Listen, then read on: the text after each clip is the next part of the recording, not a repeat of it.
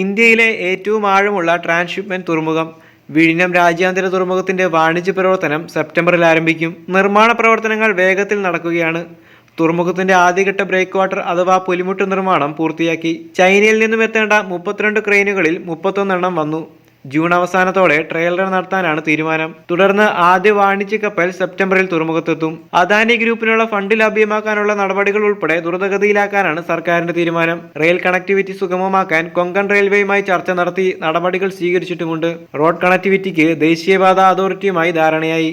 വിഴിഞ്ഞം പദ്ധതിയുടെ 2ഉം 3ഉം ഘട്ടങ്ങളുടെ പാരിസ്ഥിതിക അനുമതിക്കായി സർക്കാർ നടപടികൾ ആരംഭിച്ചു കഴിഞ്ഞു. അടുത്ത ഘട്ടങ്ങളിൽ പുലിമുട്ട്, ബെർത്ത് യാർഡ് എന്നിവ വിപുലപ്പെടുത്തൽ ഉൾപ്പെടെ തീരുമാനിച്ചിട്ടുണ്ട്. 9540 കോടി രൂപ ചെലവ് വരുന്ന അടുത്ത ഘട്ടത്തിലേക്ക് പോകാൻ അദാനി ഗ്രൂപ്പിന് പാരിസ്ഥിതിക അനുമതി ലഭിക്കേണ്ടതുണ്ട്. 2ാം ഘട്ടം പൂർത്തിയാകുമ്പോൾ വർഷം 40 ലക്ഷം കണ്ടെയ്നർ കൈകാര്യം ചെയ്യാനുള്ള ശേഷിയിലേക്ക് വിഴിഞ്ഞം തുറമുഖമെത്തും.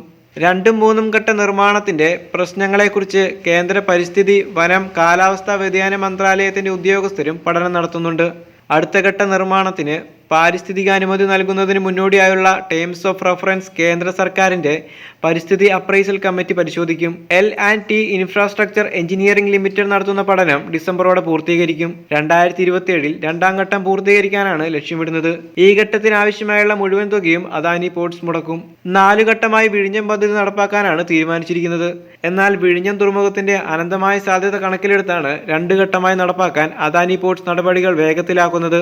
10 ലക്ഷം കണ്ടെയ്നർ കൈകാര്യം ചെയ്യാനുള്ള ശേഷിയാണ് ആദ്യഘട്ടത്തിൽ ലഭിക്കുക. 800 metre berth breakwater marine mode 3005 മീറ്ററും ലാൻഡ് മോഡ് 2975 മീറ്ററും നിർമ്മാണം പൂർത്തിയായി. അടുത്ത ഘട്ടത്തിൽ ബെർത്തിന്റെ നീളം 2000 മീറ്ററും ബ്രേക്ക് വാട്ടറിന്റെ നീളം 4080 മീറ്ററുമാകും. വിഴിഞ്ഞത്തെ റോഡ് റെയിൽ കണക്ടിവിറ്റി പൂർണ്ണമായി പൂർത്തിയായിട്ടില്ലെങ്കിലും ട്രാൻസ്ഷിപ്മെന്റ് തുറമുഖമായുള്ള പ്രവർത്തനങ്ങൾ സജീവമായി നടത്താൻ സാധിക്കുമെന്നാണ് വിലയിരുത്തൽ.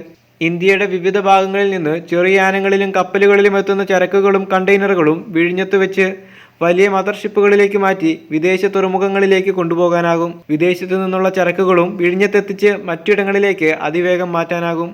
രാജ്യത്ത് ആദ്യത്തെ ട്രാൻസ്ഷിപ്മെന്റ് തുറമുഖമായി ഷിപ്പിംഗ് മന്ത്രാലയത്തിന്റെ അനുമതി വിഴിഞ്ഞം തുറമുഖത്തിന് ലഭിച്ചതോടെ കസ്റ്റംസ് ഓഫീസ് ഉൾപ്പെടെയുള്ളവയുടെ പ്രവർത്തനം വൈകാതെ ആരംഭിക്കും.